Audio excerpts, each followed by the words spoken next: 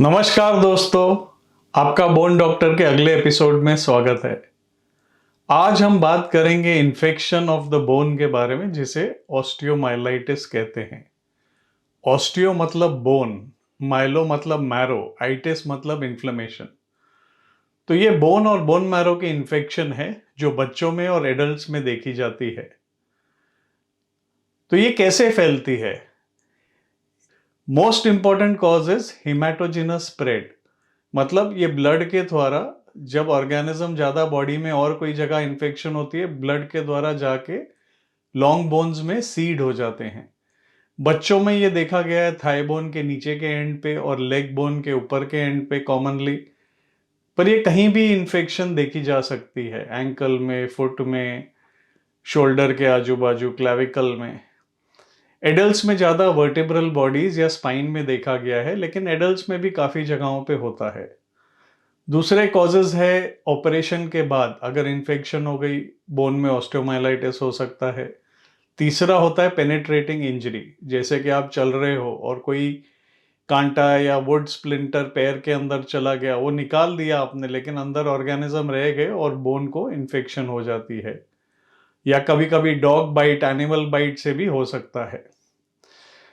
Immuno compromised patients जो ivy parenteral therapy पे होते हैं या लॉन्ग टर्म इंट्रावीनस थेरेपी पे होते हैं, उनमें क्लैविकल एक्रोमोक्लैविकुलर जॉइंट्स में ये देखा गया है। ड्रग यूजर्स में भी देखा गया है ये इन्फेक्शन।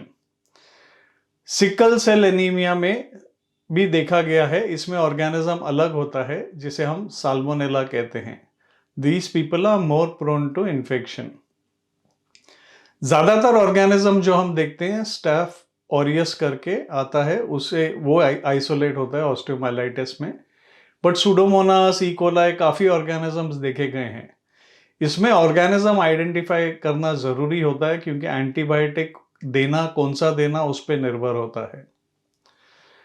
तो इसे हम क्लासिफाई कर सकते हैं 3 स्टेजेस में। एक्यूट मतलब विद इन 2 वीक्स फीवर आया, स्वेलिंग आई, पस हो गया। सब acute within 4 weeks to few months, and chronic is after few months. तो इसमें ट्रीटमेंट भी अलग होती है। एक्यूट में अगर बच्चा आया और एब्सेस हो गई है, which is tenting the skin, में स्किन से बाहर आने की कोशिश कर रही है, तो पेशेंट को एनेस्थीसिया में लेते हैं हम और उसे एब्सेस को ड्रेन करते हैं। अगर बोन में से लग रहा है कुछ इन्फेक्शन आ रहा है, तो बोन में होल्स ड्रिल कर सकते हो आप, बोन को डीकंप्रेस करने के लिए, ताकि प्रेशर से बोन सेल्स अंदर मरे नहीं और सिक्वेस्ट्रम पैदा नहीं होए। आईवी एंटीबायोटिक्स तो 6 हफ्ते तक देना ही पड़ता है। तो सब एक्यूट और क्रॉनिक में हम देखते हैं बोन में चेंजेस क्या है।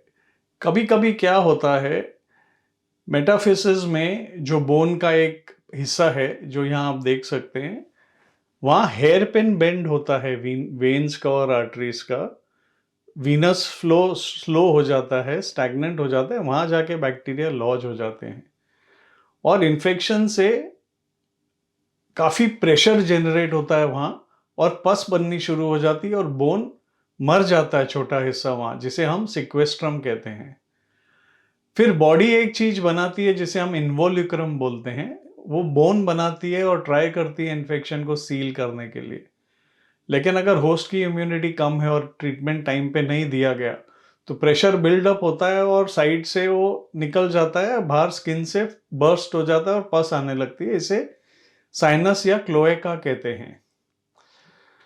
तो अगर इस स्टेज में पेशेंट आए तो हमें प्लान करना पड़ता है सर्जरी। एमआरआई करते हैं, देखते हैं सिक्वेस्ट्रम है कि नहीं, कहाँ है। कभी कभी साइनस काफ़ी दूर होता है सिक्वेस्ट्रम से, तो आप डाई इंजेक्ट कर सकते हो सर्जरी के पहले, और डाई को फॉलो करके, साइनस ट्रैक को फॉलो करके सर्जरी में आप सिक्वेस्ट्रम तक पहुंच सकते हो। तो इन्वोल्यूक्रम कभी कभी कट करके सिक्वेस्ट्रम तक जाना पड़ता है और उसे निकाल के कैविटी को सॉसराइज करना पड़ता है। अभी ये कैविटी को आप अलोन नहीं छोड़ सकते, क्योंकि यहाँ फिर से पस और ब्लड बन जाएगा, तो इसे कैविटी को फिल करना पड़ता है। आप मसल फ्लैप छोटा सा रोटेट करके उसे फिल कर सकते हो अगर क्लीन है। अगर आपको लगता है इन्फेक्शन सिवियर है, तो आप बोन सीमेंट में एंटीबायोटिक भर के वहाँ छोड़ सकते हो। या अगर आपको लगता है कि एकदम क्लीन हो गया है डिब्राइडमेंट के बाद, तो आप कभी कभी प्राइमरी बोन ग्राफ्टिंग भी कर सकते हो। कभी कभार इन्फेक्शन काफ़ी हिस्सा बोन का डैमेज कर देती है, और ये डिब्राइडमेंट के बाद अगर लगा वजन डालने पे पेशेंट का बोन क्रैक हो सकता है, तो आप एक्सटर्नल फिक्सेटर लगा सकते हो, जिससे बोन को स्टेबिलिटी मिलेगी। कई बारी हम बोन सीमेंट डाल के छोड़ देते हैं, आईवी एंटीबायोटिक्स देते हैं, एक टाइम स्किन क्लोज हो गया, इन्फेक्शन हील हो गया, तो सेकेंड स्टेज में हम बोन सीमेंट निकाल के वहाँ बोन ग्राफ्टिंग कर देते हैं, ताकि नेचुरल नॉर्मल बोन आहिस्ते आहिस्ते वहाँ फॉर्म हो जाए। कई बारी बच्चों में इतना सीवियर इन्फेक्शन देखा है कि एंटायर सेगमेंट बोन का 2-3 इंच कभी नेक्रोज हो जाता है और सिक्वेस्ट्रम बन जाता है और हमें निकालना पड़ता है। तो इसमें 2 तरह की टेक्निक यूज कर सकते हैं बोन बनाने के लिए। एक टेक्निक का नाम है मैस्कुले टेक्निक। इसमें हम क्या करते हैं, सिलेंडर शेप बोन सीमेंट रख देते हैं और उसे 6 हफ्ते तक छोड़ देते हैं बिटवीन द बोन गैप। तो बॉडी एक मेम्ब्रेन बनाती है उसके आजू बाजू, जो बोन बनाने के लिए हेल्पफुल होती है। तो 6 हफ्ते बाद हम जाके वो सीमेंट का सिलेंडर निकाल देते हैं और उसमें बोन ग्राफ्टिंग करते हैं। मेम्ब्रेन के अंदर होनी चाहिए बोन ग्राफ्ट, और आप फिक्सेशन कैसे भी कर सकते हो, नेल प्लेट या एक्सटर्नल फिक्सेटर से, और आहिस्ते आहिस्ते सेगमेंटल बोन भी भर जाता है। या तो रशियन टेक्निक है इलिज़राव, जिससे हम बोन कट करके ट्रांसपोर्ट करते हैं। तो सपोज इधर गैप है, हम नीचे बोन कट करते हैं और ये हिस्से को ऊपर ट्रांसपोर्ट करते हैं ताकि ये बोन गैप भर जाए। जब ये बोन ऊपर की बोन को डॉक होता है, वहां हम बोन ग्राफ्ट करके उसे हील कर सकते हैं। तो ये सारे ऑप्शंस दिए गए हैं।